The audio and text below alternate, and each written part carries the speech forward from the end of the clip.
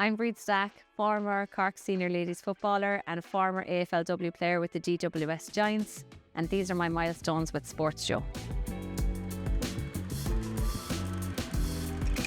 This was the final 2014. So in the 2014 All-Ireland, we played Dublin. For most of the game, Dublin were all over us. With 10 minutes to go to the end of the second half, we were still down 10 points, which was, I suppose, insurmountable sometimes, when you think back on it. With a manager like Eamon Ryan at the helm, he made some very astute substitutes. He made some positional changes and things just started to click, as well as, I suppose, a group of girls that were just so driven, so motivated and never beaten. Every time we went to Croke Park, we would put a CD on the bus, and the last song that we ever listened to before we got off the bus in Croke Park was Tommy Fleming's Don't Give Up Till It's Over.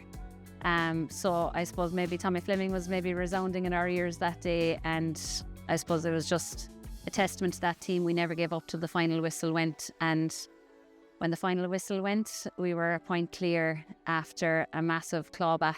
Jeez, that was probably 2 or 3 of the greatest minutes of my life. Magic moment. This is a photo from our early days with Cork senior ladies. So this is actually my car. This is my Mini. So what happened is we were playing a league final versus Laois in Laois. I actually had to go to Galway the day before, so I travelled from Galway to Laois, and the bus obviously came up from Cork to Laois. We must have got the timing of the match wrong because we both arrived extremely early.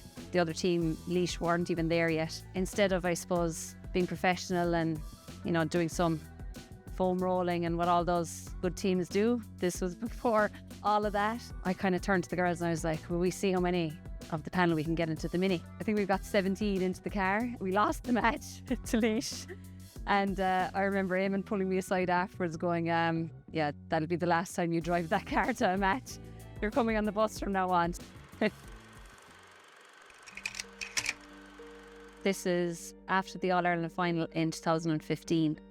So this was actually Eamon Ryan's last game as our manager. And it actually, for the other people that are in the photo, it was Geraldine and Valerie's last game as well. The year before that, Juliet had stepped away, Nullig had stepped away, Angela Walsh had stepped away, Elaine Hart had stepped away. So all the gang that had kind of been there from the very start in 2004. So the group was starting to diminish, but I suppose this photo is very, very special because it definitely was Eamon's last All-Ireland. It was Eamon's last game with us. That evening, actually, when we went back to the hotel, the crack, it would be just lawless crack now. It would be, you'd need to change a couple of floors after us, it was just mighty crack. But I remember before the dinner, which was unusual, Eamon wanted everyone to come together and go downstairs for a sing-song. And we went downstairs to kind of this lounge area in the hotel before dinner even started. Eamon started calling people out for songs, and Rena, there to my right, she sang like Bowl Teddy Quill. I sang Crocodile Rock or whatever. There's a couple of good songs, a couple of great singers anyway in our group. I don't know, there's a few of us now that butcher songs, but there's a couple of really, really good singers. But Eamon loves to sing himself, and he actually started singing a song called Deportee, and we hadn't heard him sing that song before. He'd always sing other songs, kind of lively, upbeat songs, but Deportee was a bit different. But there's a line in the chorus, and it says, "Farewell, mes amigos," and I suppose after that,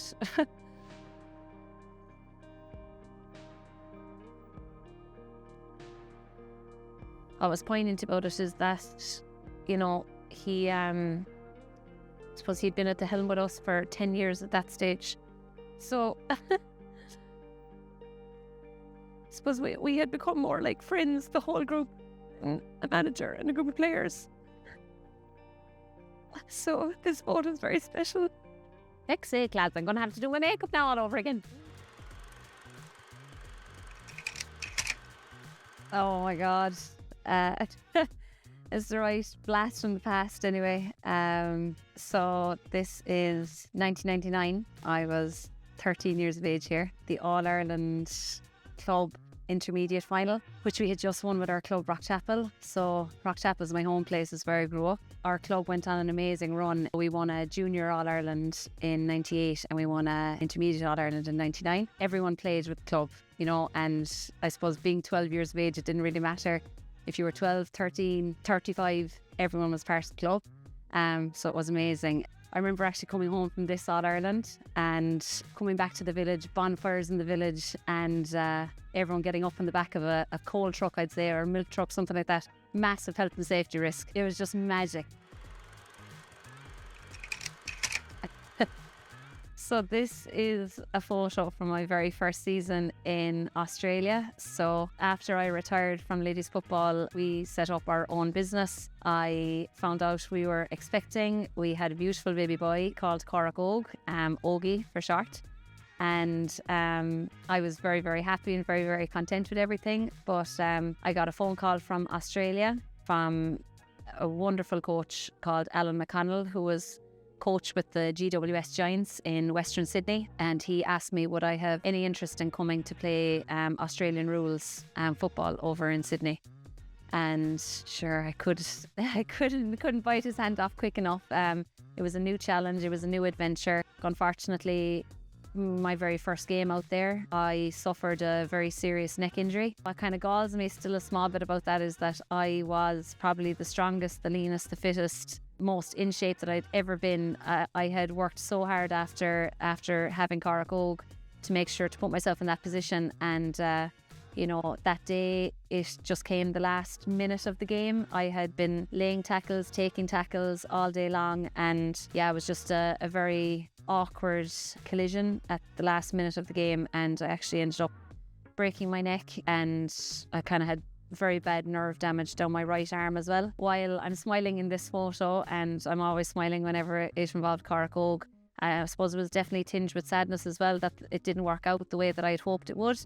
But look, that's life, that's sport. You can do everything that you think is right, and you know, things don't always work out. You know, I look at this photo and I see, you know, such joy, because it didn't matter to Cork if I had, you know, a broken neck or if I was fully fit. He was like, come on, we're out, we're going to the playground, or we're up and about. And he probably accelerated my, you know, my recovery a lot more, because you just have to get up and get at it. And, you know, I was told by a surgeon I was only a couple of millimetres from being paralysed, which is fairly daunting. But when you get over the initial shock of that, you want to make it work. And I definitely developed a lot of character in that first season, and one that I would never give back, because it stood to me in good stead going forward.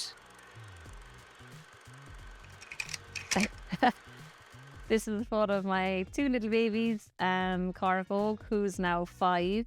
So he has grown up a lot since those initial photos in Australia, and my little girl Shayna.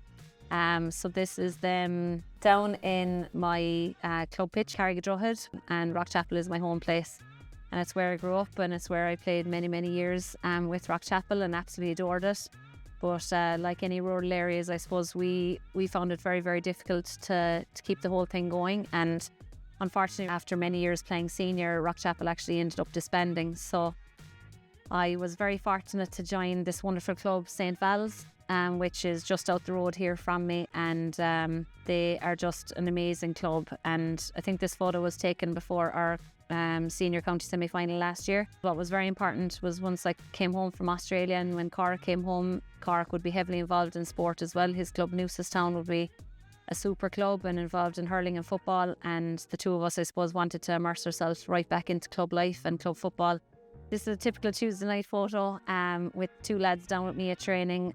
Cork gone one direction, I gone another direction training, and there is nothing quite like club football. There's nothing quite like the people that are involved in club football, and I certainly would not be able to have come back from Australia and to immerse myself in playing again and to be able to play senior football without the help of wonderful people from St. Val's like Margaret Buckley and Anne O'Shea. I suppose what's fantastic about St. Val's is that before I ever had kids, you know, there were girls that were bringing their kids to training. I suppose it was always a thing that, look, it's good to visualise, especially for the younger girls, that life doesn't end just because you have kids. You know, sport doesn't need to end because you have kids. And it's it's important that if you can, to get back to it. And I suppose I feel very fortunate that I was able to get back to sport.